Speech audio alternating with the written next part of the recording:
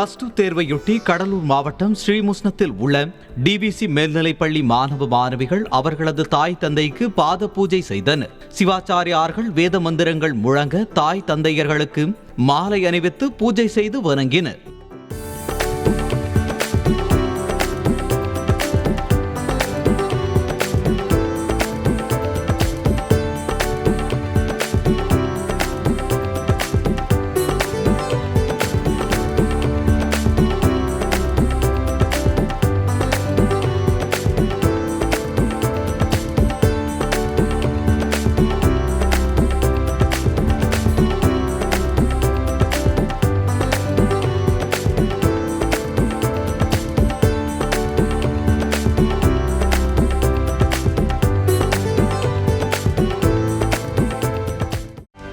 செய்திகளை உடனுக்குடனும் துல்லியமாகவும் தெரிந்து கொள்ள சப்ஸ்கிரைப் பண்ணுங்க.